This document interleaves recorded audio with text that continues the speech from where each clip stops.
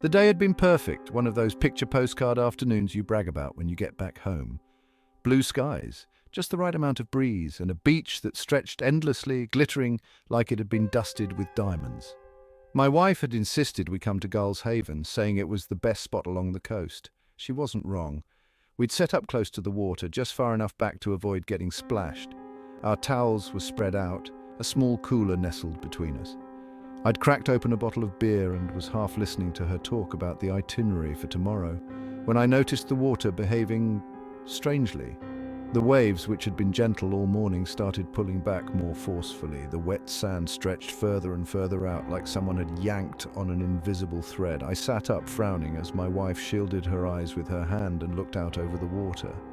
Around us, others were starting to notice too, heads turning, pointing. Then the sound hit, a deep, low rumble, so low I felt it more than heard it, like the ground was growling under my feet. The hairs on the back of my neck stood on end. Something primal kicked in, that animal sense that knows when things aren't right. The water wasn't just pulling back anymore, it was coming forward and fast. I jumped to my feet, grabbing my wife's arm as I shouted to her, though my voice was lost in the growing roar. The wave hit before I could think, before I could process what was happening. It wasn't like a regular wave, the kind that breaks and rolls gently onto the sand. This was a solid wall of water, rushing up the beach with an impossible speed. The impact knocked me off my feet and ripped the breath out of my lungs. Cold, heavy water surrounded me, dragging me under. I tumbled in the churning foam, disoriented, my arms flailing against unseen currents. Something hard slammed into my shoulder, maybe a piece of driftwood, maybe a chair, and pain bloomed sharp and hot. I fought my way to the surface, gasping, my chest heaving. For a moment I thought I'd gotten my footing, but then the pull of the current grabbed me again. It was like being caught in the claws of a giant, dragged out to sea no matter how hard I kicked. I could see other people around me, tourists, lifeguards, families, some screaming, some already limp. A child floated by on what looked like the remains of a boogie board, his face pale and terrified. I tried to call out to him, but another wave slammed over me, filling my mouth with bitter salt water. I don't know how far out I was by then. The beach was a blur of chaos. Bright colors of umbrellas and towels scattered like confetti. People running, slipping, falling. My wife, I couldn't see her. The next wave hit me differently. It was smaller but carried debris, a jagged plank of wood, a cooler bobbing like a cork. I latched onto the plank, my arms shaking as I tried to hold on. My breaths came in ragged gasps, the taste of salt and panic thick in my mouth. All around me, the sea was alive with movement. People fought the current, their faces pale masks of terror, their arms flailing. I saw a man go under and not come back up. A woman nearby grabbed onto a deflated beach ball, her grip slipping as the waves pummeled her. The water didn't care, it just kept pulling, dragging everything and everyone further from shore. I don't know how long I clung to that plank. Time seemed meaningless, the world reduced to the icy grip of the sea and the sound of my own ragged breathing. The shore was shrinking, getting further and further away. I could barely make out the figures on the beach anymore, tiny specks running back and forth. There were no lifeboats yet, no helicopters, just the water and us, adrift and alone. At some point, my grip on the plank started to weaken. My arms were trembling, the muscles burning with exhaustion. I tried to kick to push myself closer to shore, but the current was too strong. My legs felt like lead. I turned my head and caught sight of a man floating nearby. His body was face down, motionless, the waves rolling him gently. He wasn't moving, wasn't fighting. I couldn't stop looking at him. The plank slipped from my hands, and I let it go, too tired to care, and the shore was a dream now, a distant memory. And the sea kept pulling. The call for help came mid-morning. I was sitting in my patrol car by the harbour, watching gulls squabble over discarded chips, when the radio crackled to life. A dive boat several miles out requesting immediate assistance. It wasn't unusual. This stretch of coast saw its fair share of accidents. Still, there was something in the dispatcher's voice that made me sit up straight. By the time we reached the water, the breeze had stiffened. The patrol boat bucked against the swells as we sped out, leaving the shoreline and its comforting sights behind. I knew the dive company they'd called about, a small operation run by a bloke named Reggie. Reliable, cautious, if he was calling for help, things had gone bad. We spotted the dive boat about 20 minutes later, a low white craft bobbing hard against the waves. It looked too small and fragile for the vastness of the sea around it, as if it might be swallowed at any moment. As we drew closer, I saw the group on deck, huddled like frightened sheep. There were 6 of them, 5 tourists in rented wetsuits, pale and shivering, and Reggie himself, his face drawn and grey. One of the tourists, a young woman, was sprawled across the deck. She wasn't moving. Reggie gestured wildly as we pulled alongside, and I scrambled to board their boat, my boots slipping on the wet surface. Up close, I could see the fear in their eyes. They looked at me like I was salvation, but I wasn't sure I could give them that.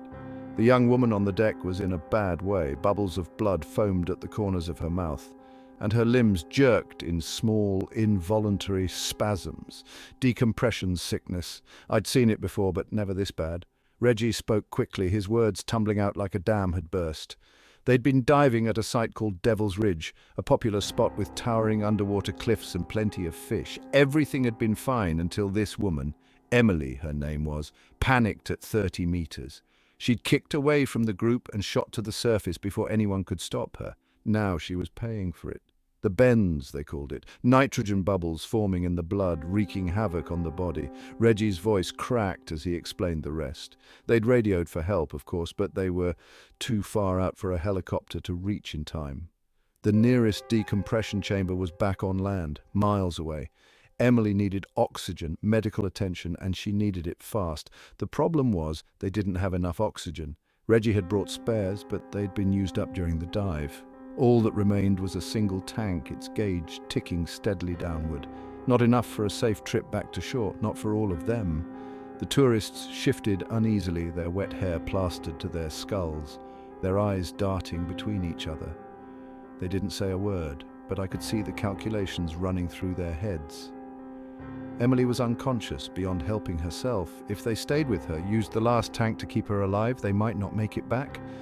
I felt the weight of the decision pressing down on me, though it wasn't mine to make. I checked my own oxygen supply. It was limited, just enough for emergency rescues, not enough to be generous. The sea stretched endlessly in all directions, cold and indifferent. I glanced at Emily, her chest rising and falling in shallow, uneven breaths.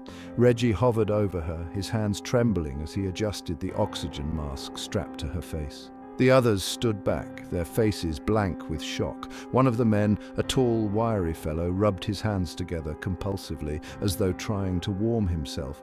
The waves slapped against the hull, a rhythmic mocking sound. Seagulls wheeled overhead, their cries harsh and grating. It felt obscene, almost cruel that the world carried on as usual while we were trapped in this moment. Reggie looked at me, his face pleading. I shook my head. There was no easy answer, no magic solution.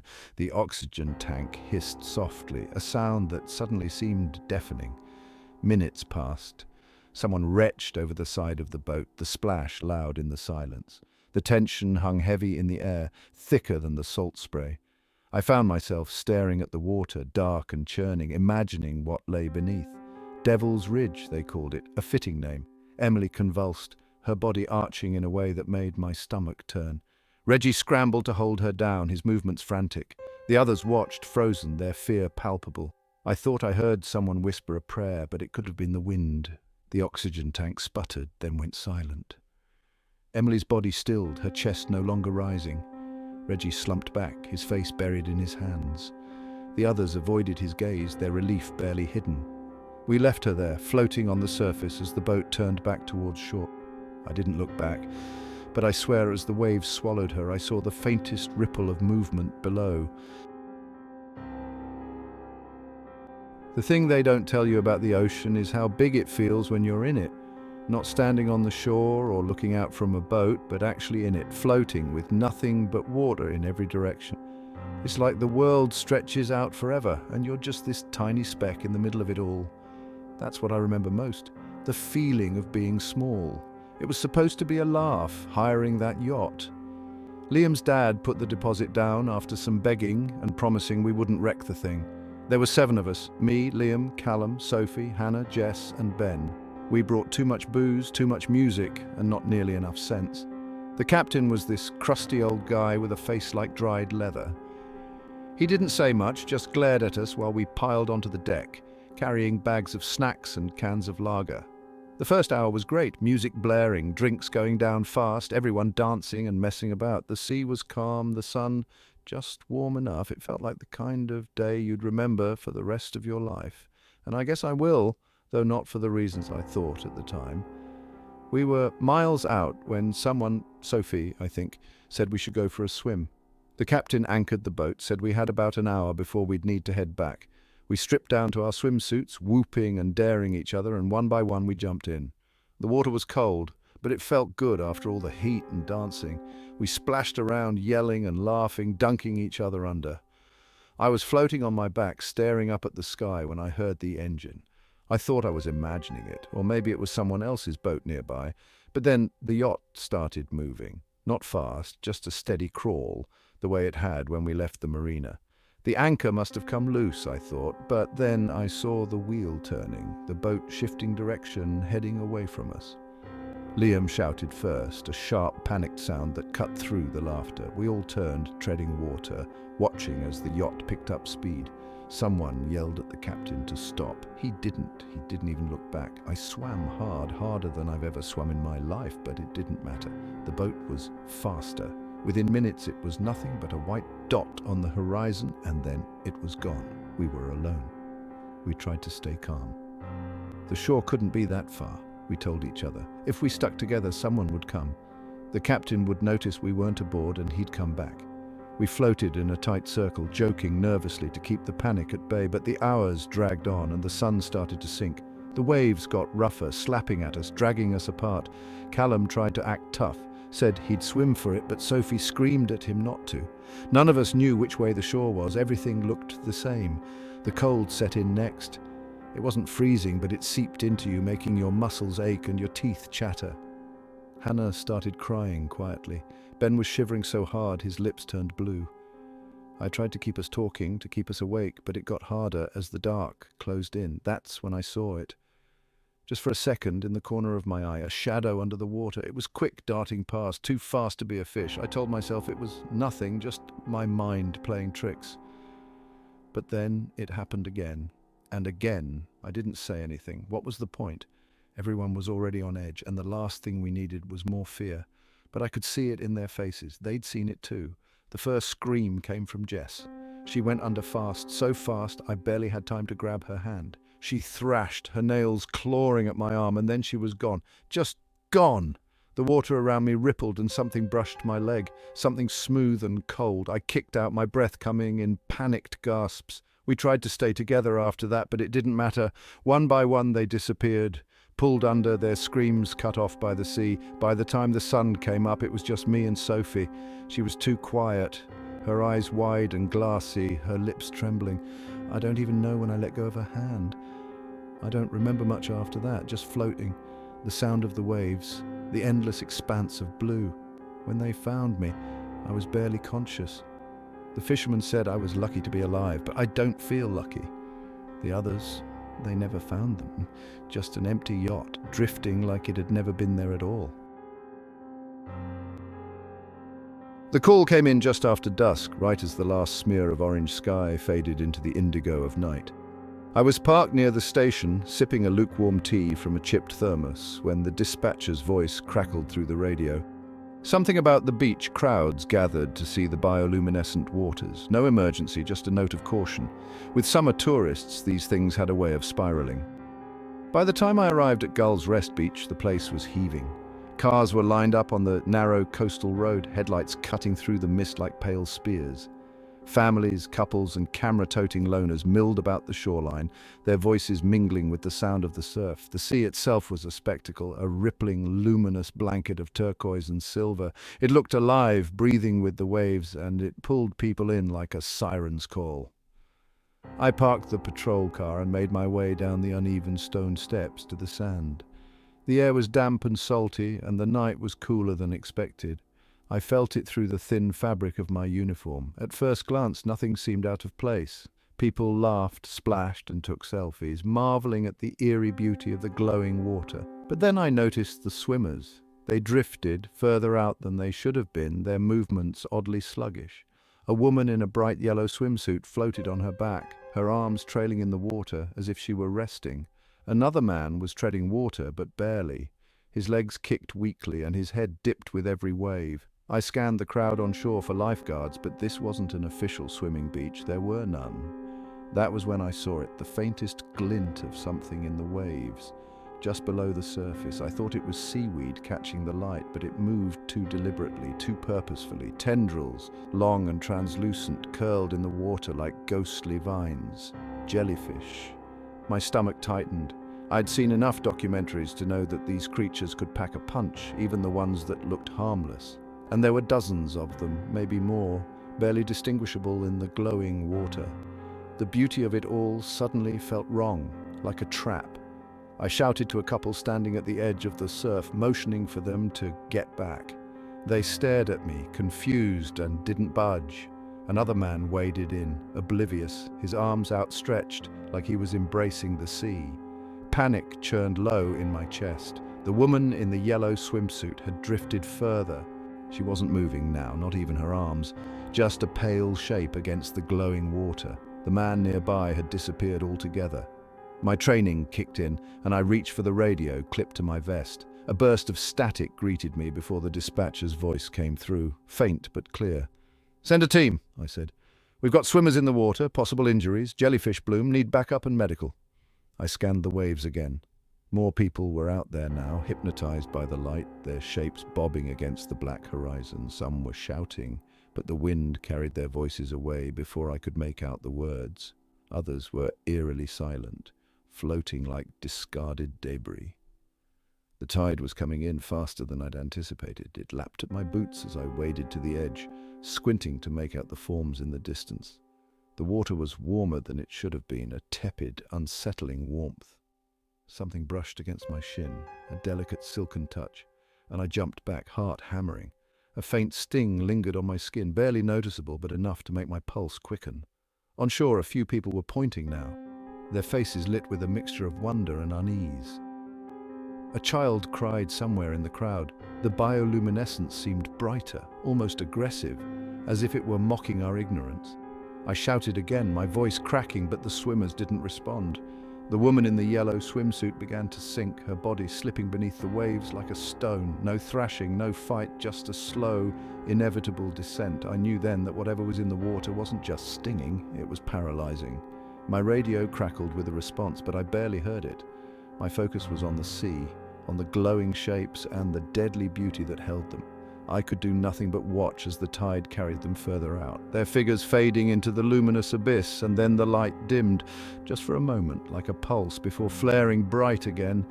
It wasn't the waves causing it, I was sure of that. It felt deliberate, almost alive. I stepped back, my boots squelching in the wet sand. The crowd behind me was restless now, murmurs of concern rippling through them. I should have been shouting orders, clearing the beach, but my voice felt caught in my throat. All I could do was stare as the light danced on the water, indifferent to the bodies it claimed. The woman was gone now. So was the man. The sea carried on glowing. The sea has a way of keeping secrets, and in our town it seems to enjoy holding on to them. When the two kids vanished, it felt like the ocean had pulled a fast one on us, slipping them out of sight when no one was watching. It started innocently enough, like these things always do, with kids poking about in the tide pools at low tide, as they've done for generations.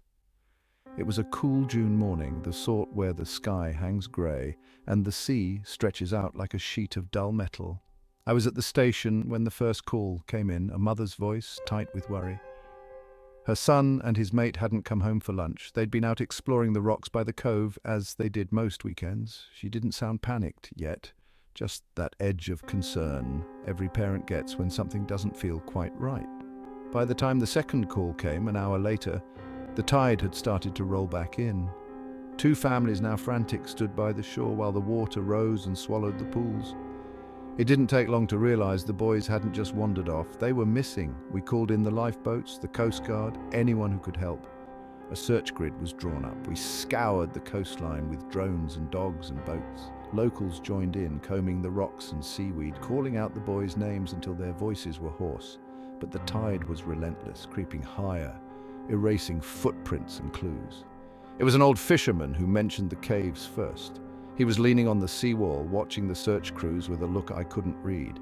He said there were stories, tales passed down, about a network of underwater caves beneath the pools. The kind of thing kids would have whispered about, daring each other to find. It sounded like nonsense, the kind of folklore that surfaces in places where the sea rules everything. But we had nothing else to go on. Divers were sent down the next morning once the tide turned again. The pools were shallow, no more than waist deep in most places, but the divers found narrow openings beneath the rocks, cracks leading to something deeper. They followed them, squeezing through passages that twisted and turned, black as the devil's pocket. The caves opened up into chambers, some big enough to stand in, others barely wide enough to crawl through. They didn't find the boys, but they found signs. A shoe lodged in a crevice, a sodden backpack snagged on a jagged edge. It was then that someone suggested the unthinkable, that the boys could still be alive, trapped in an air pocket somewhere, waiting for the tide to go out. It wasn't much to cling to, but it was enough to keep the search going. We brought in more divers, equipment, everything we could muster. But the caves were treacherous, the currents unpredictable. The water filled the passages with each high tide, and even the most experienced divers struggled to navigate the maze. The ones who made it through came back pale, their voices hushed as if they'd seen something they couldn't explain. On the third day, a diver surfaced with something clenched in his hand, a small toy car, the kind you'd get from a pound shop. It had been wedged into the silt at the bottom of a narrow passage. The parents recognized it immediately. Hope flickered and the search pressed on, but by then the tides had taken over, swallowing the caves entirely for hours at a time. On the fifth day, the sea gave something back. Not the boys, but a tangle of clothes, 2 t-shirts and a pair of trainers, washed up on the rocks near the mouth of the cove. They were wet and salt-crusted, but intact. There was no sign of the boys, and no one could explain how the clothes had ended up there, clean as if they'd been folded by the tide itself. The search was called off eventually. You can't fight the sea, not for long. The parents stayed by the shore for days after, watching the water with empty eyes, hoping for a miracle that never came. And the rest of us went back to our lives, but not really. The pools are empty now, avoided by everyone. The kids don't play there anymore, and the fishermen don't sail near the rocks. The thing about the sea is that it always seems so indifferent, even when it's swallowing you whole. That's the thought I couldn't shake when we found the bodies, or what was left of them. But I'm getting ahead of myself. Let me tell you what we pieced together, and you can draw your own conclusions. It started with a family, husband, wife, 2 kids, nice people from what their neighbours said. They'd rented a small boat for a week's holiday along the coast. Nothing fancy, just a bit of time away from the city. According to the rental office, they were last seen heading out towards the channels, a maze of tidal waterways that shift with the moon and the wind. Locals know better than to linger there, but tourists don't always get the memo. The report came in when the boat washed ashore, empty but undamaged, save for a few scratches along the hull. We thought it might be an engine failure or that they'd run aground and walked to safety. Then we found the rucksack tangled in seaweed on the beach. Inside were car keys, a wallet, and a damp mobile phone. The family wasn't just missing, they were stranded somewhere, and the tide was rising. We sent out a search party. A few hours in, one of the rescue boats radioed back. They'd found a sandbar a few miles out, barely visible beneath the shallow waves. It wasn't marked on the charts, and no one seemed to know it existed. The boat circled it twice before spotting the first sign, a torn windbreaker snagged on a bit of driftwood. By the time we got there, the sandbar was already half submerged. It was eerie, the way the water lapped at it, as if the sea itself was trying to erase it from memory. There were no footprints, no campfire remains, just a scattering of belongings. A single shoe, a child's spade, an upturned cooler. I can still see that cooler, its lid hanging open, bobbing slightly with the waves. It was the kind of scene that makes your stomach twist, because you know there's a story there, but you're afraid to hear the ending. We combed the area, but there was nothing else. No bodies, no signs of struggle, nothing to suggest where they'd gone. The tide kept coming in, faster than usual, it seemed, until the sandbar was completely swallowed. We marked the coordinates and called off the search until morning. That night I couldn't sleep. I kept picturing that sandbar and the rising water, the way the belongings had been scattered as though dropped in a hurry. I've seen enough in my years to know panic when I see it, but there was something else too. Something I couldn't quite put my finger on. We went back at first light, but the sandbar was gone. The sea was calm, smooth as glass, with no sign it had ever been there. We sent divers down, but the seabed was featureless and bare, as if the sandbar had been a mirage. Weeks passed, and the case grew colder. Eventually, we had to call it what it was, a tragic accident. Officially, they'd been swept away by the tide, but I don't believe that. See, I went back out there on my own, just once. It was a month later, on a clear evening when the tide was low. I told myself it was curiosity, maybe even closure. I anchored the boat near the coordinates and waited. For hours, there was nothing, just the sound of the water slapping against the hull. And then, just as the sun dipped below the horizon, I saw it, the sandbar, rising out of the sea like a ghost. I didn't step onto it. I didn't even get close. I stayed on the boat and watched as the water receded, exposing the wet, rippled sand. And I swear to God, there were footprints, small ones, leading in circles, fading at the edges as the tide started to creep back in. I left before the sandbar disappeared again. I didn't want to see what might happen next.